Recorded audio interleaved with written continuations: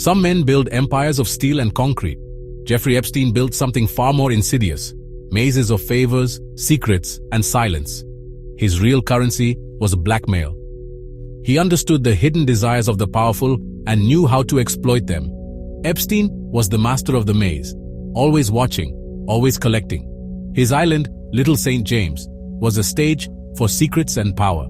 He was a ghost in the gears of global power, his name whispered among presidents and princes. Once inside his labyrinth, you became part of his architecture. Where did the money come from? Officially, it was from finance hedge funds, managing the fortunes of the super rich. But the numbers never quite matched his lifestyle.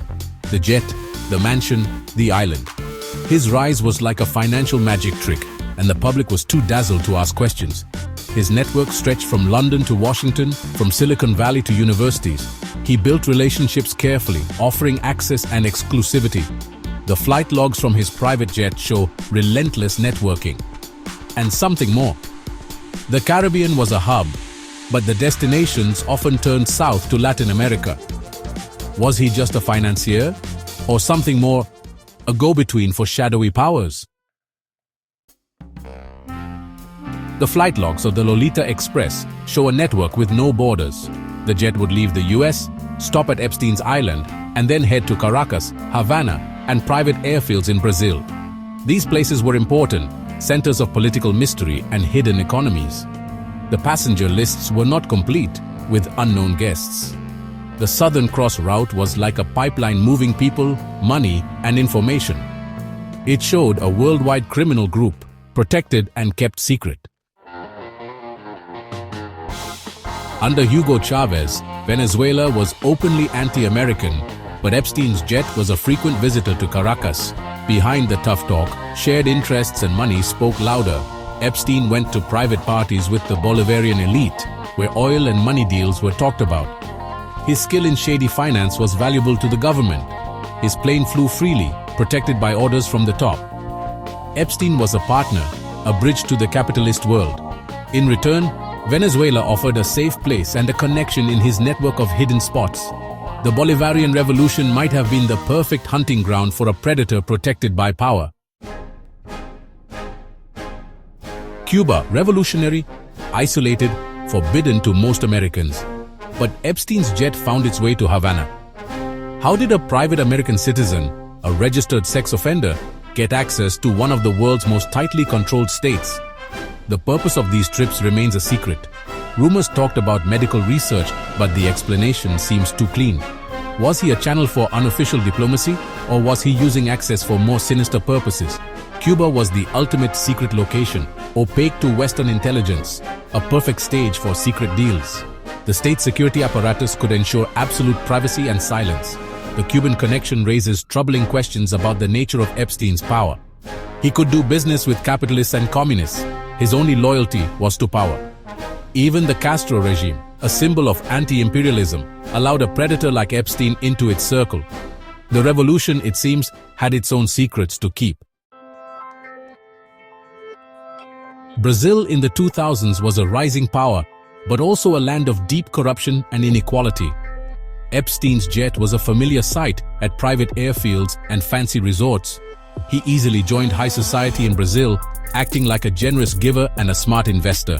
Fancy yacht parties became places for the rich to connect, far from anyone watching. Brazil's loose rules made it a perfect place for his harmful activities. Secret reports talked about him trying to find people in poor towns, promising them modeling careers. The political protection he had was clear. No real investigations, just quiet talk and rumors. A network of protection made sure any problems he had just disappeared. In Brazil, Epstein wasn't just a visitor. He was part of a system that was happy to look the other way. The secrets of the rich and powerful were kept safe at all costs. How did Epstein operate for so long, across so many borders, with such freedom from punishment? He built a machine of silence, using threats, legal actions, manipulating the media, and powerful connections. Non-disclosure agreements were his favorite weapon, trapping victims and associates into silence. He used the legal system as a weapon, turning it into a sword to protect the guilty. Political and diplomatic protection was his insurance. One phone call could make investigations disappear. His network of powerful protectors steered away any close examination and kept official eyes looking elsewhere. When victims spoke out, they faced brutal campaigns to ruin their reputation.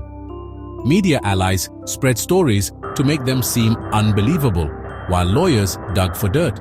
The tactic worked, isolating victims and warning others to stay quiet. The machine of silence made sure Epstein's secrets stayed buried. Epstein's arrest and death in 2019 seemed like the final act. The king was dead. For a moment, it looked like the system would crumble, the powerful would be exposed. But the collapse was just an illusion. The king's fall didn't end the kingdom. His death ruled a suicide, fueled conspiracy theories. The trial that could have exposed his network never happened. The system that created Epstein is still in place. The connection of dirty money, power, and exploitation didn't die with him. New figures will always pop up. The game continues in the same dark corners. The kingdom lives on, its walls unseen, but stronger than ever. The story of Jeffrey Epstein didn't end. His death created a void filled with unanswered questions. The secrets he collected didn't just disappear. They're too valuable to destroy. Someone, somewhere picked them up. The secrets didn't die, they just changed hands.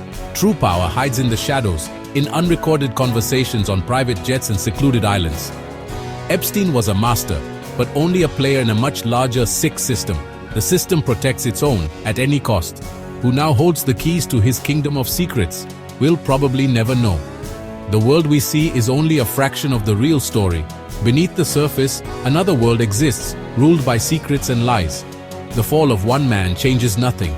The labyrinth still stands, its doors open for the next powerful man with a secret to keep. And so, the game continues.